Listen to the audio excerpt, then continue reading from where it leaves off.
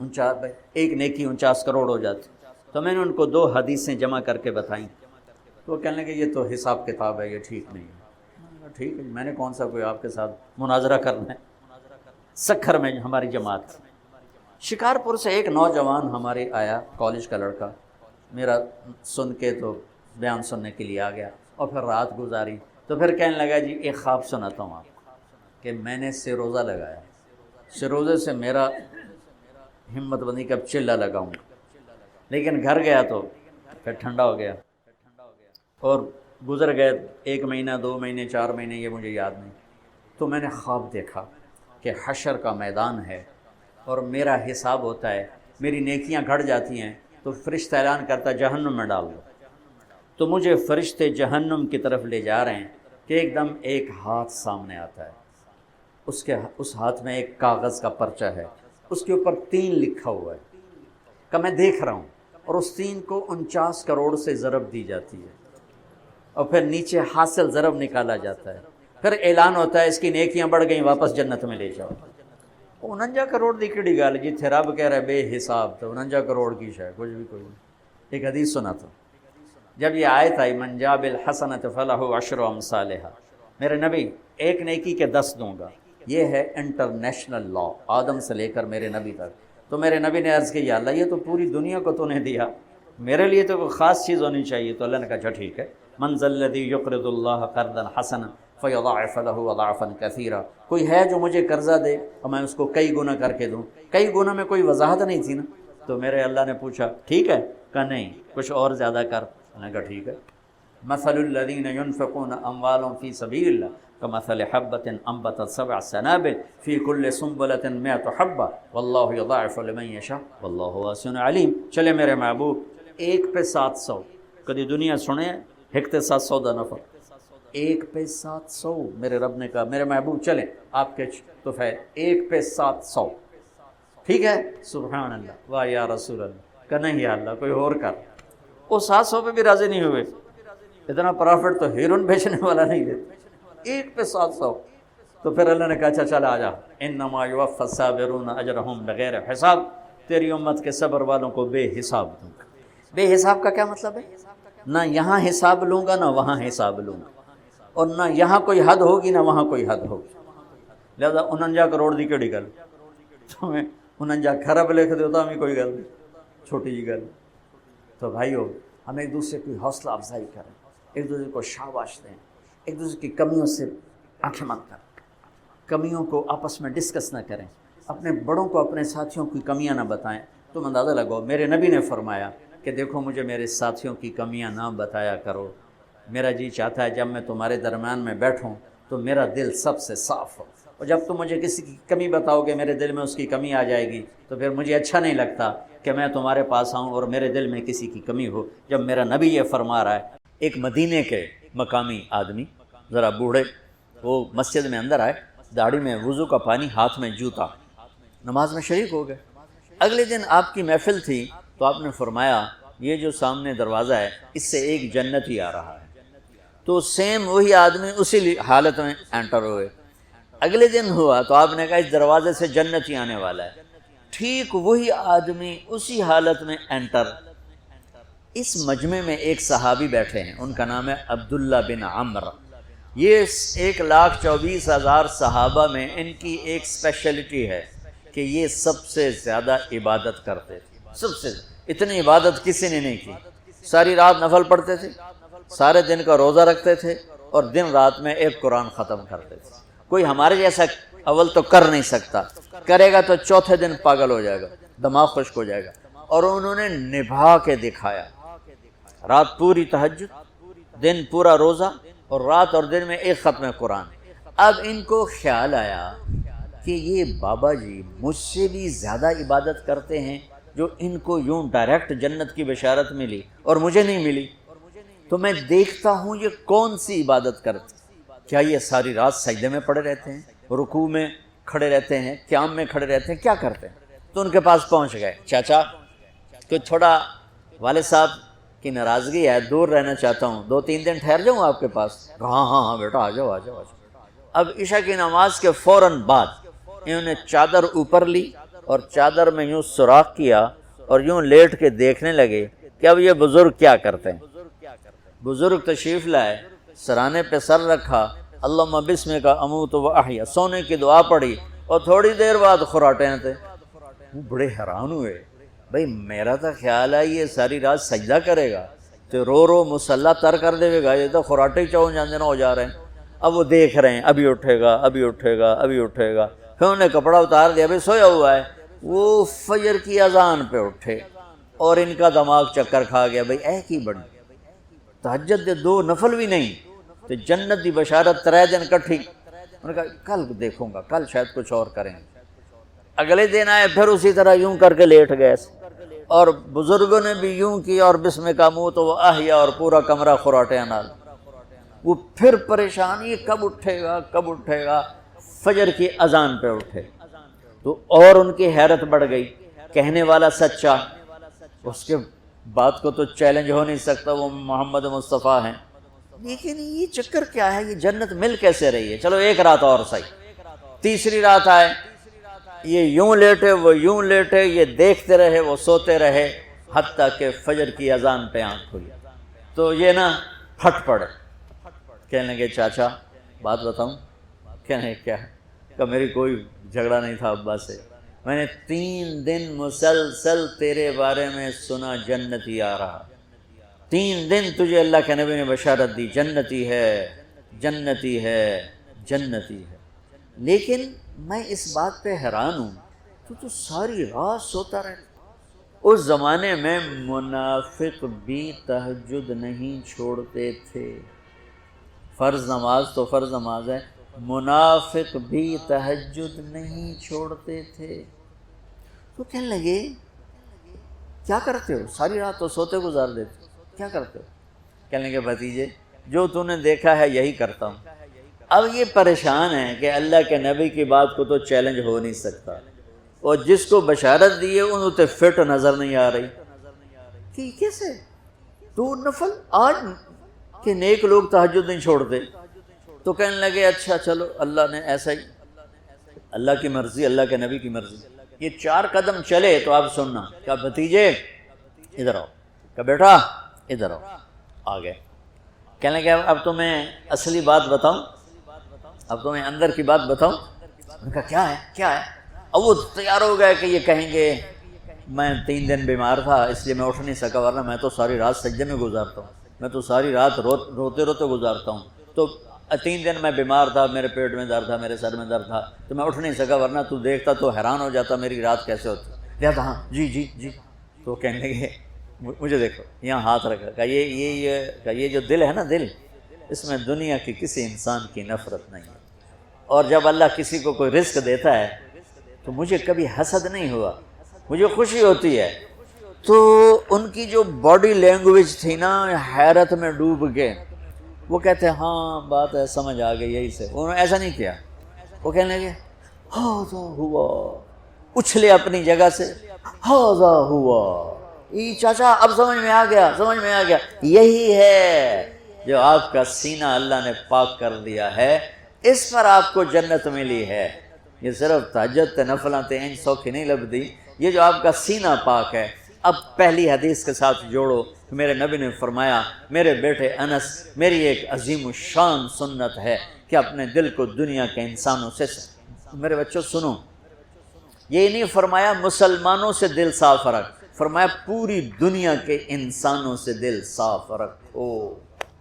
یہ بچیاں کر لیں، آپ کر لو، میں کر لوں، یہ تمہارے استاد کر لیں، کوئی کر لے، میرے رب کی قسم بڑے بڑے عبادت گزار ان کی پرواز کو نہیں پکڑ سکتے، بڑے بڑے سجدہ اس کے لیے اہتمام بھی کیا جاتا ہے، عبادات کا، خیرات کا۔ یہ اللہ تعالیٰ کی بہت بڑی قدرت میں سے ایک چھوٹا سا نمونہ تھا کہ 3 کپڑوں میں اٹھایا اور سارے خلا کے پردوں کو چاک کروا کے 7 آسمان کے دروازے کھلوا کر سدرۃ المنتہا پہ جبریل کی بھی بس ہو گئی کہ اس کے آگے اتنا بھی اوپر گیا تو جل کے راکھ ہو جاؤں گا، تو اس سے اوپر آپ تشریف لے گئے، اور پھر عرش خوشی سے جھوم اٹھا، اہتز عرش الرحمن، عرش خوشی سے یوں جھوم رہا، خوشی میں انسان بے خود ہو کر جھومنے لگ جاتا ہے۔ تو کہ اللہ کا عرش جھومنے لگا آپ کی آمد پر، اور پہلی ہستی ہیں جن کا قدم اللہ کے عرش پر پڑا، اور اللہ تعالیٰ اور اللہ کے محبوب کے درمیان جتنے نور کے پردے تھے اللہ نے سب ہٹا دیے، اور السلام علیک ایھا النبی ورحمۃ اللہ وبرکاتہ۔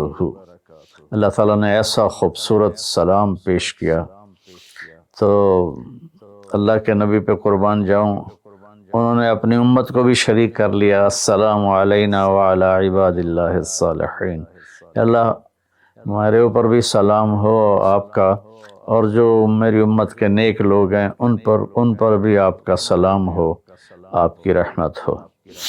تو معراج کا واقعہ اسباب کے خلاف ایک انتہائی عجب اللہ کی قدرت ہے، اور اس میں ایک چھوٹی سی بات عرض کروں کہ جب آدمی پس جاتا ہے نا اور کہتا ہے متی نصر اللہ، یا اللہ تیری مدد کہاں ہے، تو پھر اللہ کی طرف سے جواب آتا ہے الا ان نصر اللہ قریب، بے شک میری مدد قریب ہے، آ رہی ہے۔ یہ واقعہ طائف کے بعد پیش آیا ہے، جب آپ بے بس ہو گئے تھے، پتھر کھا کے شدید زخمی ہوئے، پھر آپ مکہ تشریف لائے تو باہر ٹھہر گئے، اندر آنے کی آپ کی سکت نہیں تھی، اور آپ نے زید ابن حارثہ کو اخنس بن شریک کے پاس بھیجا کہ مجھے پناہ دو، میں مکہ میں داخل ہونا چاہتا ہوں، تو اس نے انکار کر دیا، کہا میں نہیں پناہ دیتا۔ پھر اپنے سہیل ابن عمر کو پیغام بھیجا کہ مجھے پناہ دو، اس نے بھی انکار کر دیا۔ پھر ایک اور عرب کے سردار تھے، ان کو پیغام بھیجا، غالباً صفوان بن امیہ کو پیغام بھیجا کہ مجھے پناہ دو، تو انہوں نے بھی انکار کر دیا۔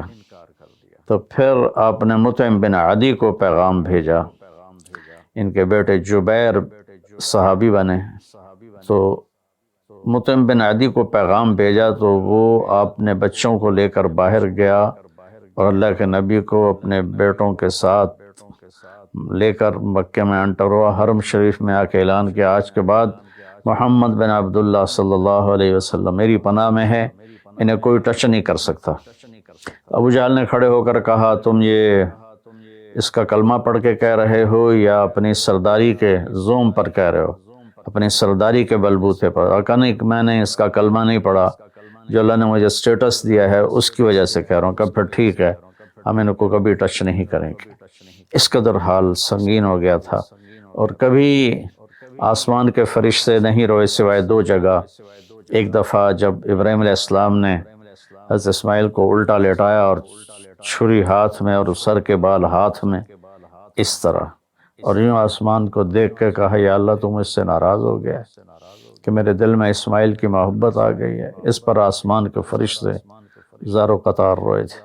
اور ایک جب ہمارے نبی کو پتھر پڑے اور پڑھتے پڑھتے بے ہوش ہو کے گر گئے، اس وقت ساتوں آسمان کے فرشتے روئے تھے۔ اور پھر ملک الجبال حاضر ہوا، یا رسول اللہ اجازت ہو تو ان کو ایسے پیس کے سرما بنا کے رکھ دوں، ان اطبق علیہم الاخشبین۔ آپ نے کہا نہیں، لعل اللہ ان یخرج من اصلابہ من یوحد اللہ، نہیں، اللہ تعالیٰ ان کی نسل میں ایسے پیدا کرے گا جو اللہ کی توحید کو ماننے والے ہوں گے۔ اس تکلیف کے بعد یہ سفر ہوا کہ 27 رجب کو جبرائیل آئے، آسمان سج چکے ہیں، اور ہماری یعنی زبان میں یا ہمارے رواج میں کہ یا رسول اللہ استقبال کے لیے قطاریں لگ گئی ہیں، آپ ان کو لے کر گئے۔ آپ ام ہانی رضی اللہ عنہ، حضرت علی رضی اللہ تعالیٰ عنہ کے گھر میں تھیں، گھر میں تھے آپ، تو وہاں سے حتیم میں لے گئے، آپ کا سینہ چاک کیا، دوسرے فرشتہ وہ پانی لایا زمزم کا، اس سے آپ کے سینے کو صاف کیا، پھر دل باہر نکالا، اس کو چیرا، اس سے صاف کیا، اور پھر دوبارہ دل کو رکھ دیا، سینے کو بند کر دیا۔ اب یہ سارا کچھ اپنے ہوش میں دیکھ رہے تھے۔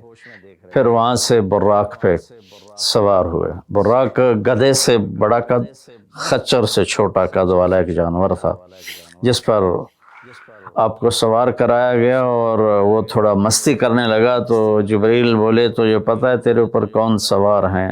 تو اس کے ساتھ ہی وہ ایک دم سر نیچے کر گیا، اور پھر وہاں سے پرواز کی بیت المقدس، اور وہاں آپ نے 2 نفل پڑھے اور ان کو وہیں چھوڑ دیا، اس کو براق کو وہیں چھوڑ دیا۔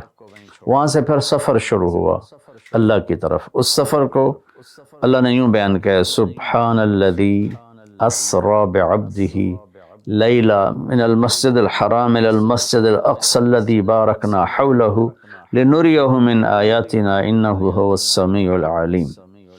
تو اس میں اہل علم کے لیے بڑا خوبصورت نقطہ بھی میرے ذہن میں ہے کہ یہ قرآن کی پہلی صورت ہے جو سبحان مصدر سے شروع ہو رہی ہے، سبحان الذی۔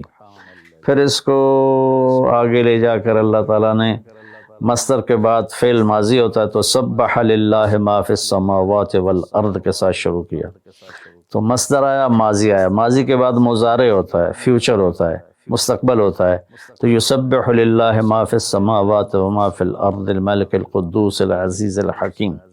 پھر اس کے بعد امر کا صیغہ ہوتا ہے تو سبح اسم ربک الاعلی الذی خلق فسوی۔ یہ قرآن کا اعجاز ہے، قرآن کی خوبصورتی ہے، قرآن کی بلاغت ہے۔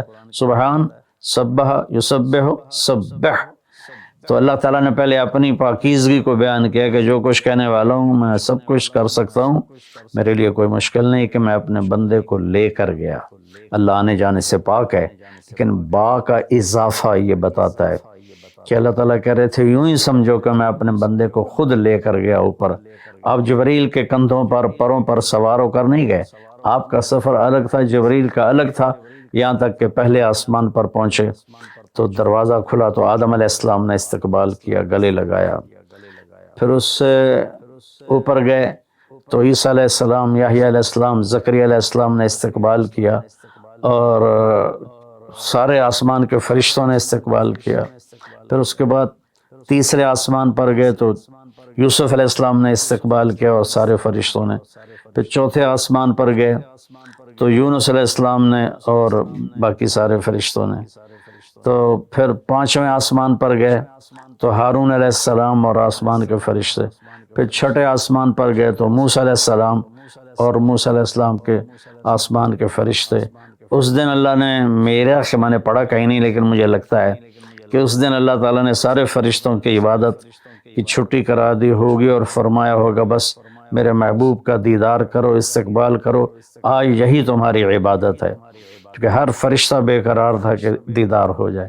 پھر اب ساتویں آسمان پر گئے، وہاں ایک بیت اللہ تھا، وہاں ایک بزرگ سفید داڑھی والے یوں کر کے بیٹھے ہوئے تھے، یوں کر کے، اور لمبے ان کے بال تھے، لمبی داڑھی تھی، وہ نہیں اٹھے، وہ بیٹھے رہے۔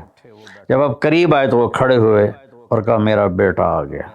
پہلے نبیوں نے کہا ہمارے بھائی آ گئے، ہمارے بھائی آ گئے، ہمارے نبی آ گئے۔ اس بزرگ نے کہا میرے بیٹے آ گئے، میرے بیٹے آ گئے۔ تو آپ نے جبریل سے پوچھا یہ کون بزرگ ہیں؟ تو انہوں نے فرمایا یہ آپ کے دادا ابراہیم علیہ السلام ہیں۔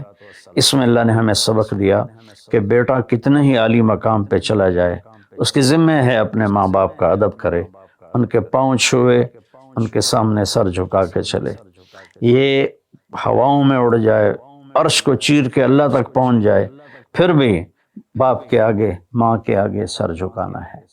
اور یہ سبق عملاً اللہ نے امت کو سکھایا، پہنچایا کہ اللہ تو جانتے تھے کہ یہ امت اپنے والدین کی کتنی نافرمان ہوگی، اور کتنے ماں باپ ہوں گے جو چھپ چھپ کے روئیں گے، کتنی مائیں ہوں گی جو دوپٹے کے پلو میں اپنے آنسو چھپا لیں گی اپنی اولاد کی نافرمانی کی وجہ سے، بدتمیزی کی وجہ سے۔ میرے نبی سے پوچھا گیا یا رسول اللہ قیامت کب آئے گی؟ تو آپ نے فرمایا اللہ کو پتہ ہے۔ کیا کوئی نشانی فرما دیں؟ ارشاد فرما دیں کہ جب مائیں بیٹیوں کے ہاتھوں ذلیل ہوں گی تو قیامت آئے گی۔ یعنی بیٹے تو کرتے ہی رہتے ہیں، اگر بیٹیاں بھی ماں کو ذلیل کریں گی تو قیامت آ جائے گی۔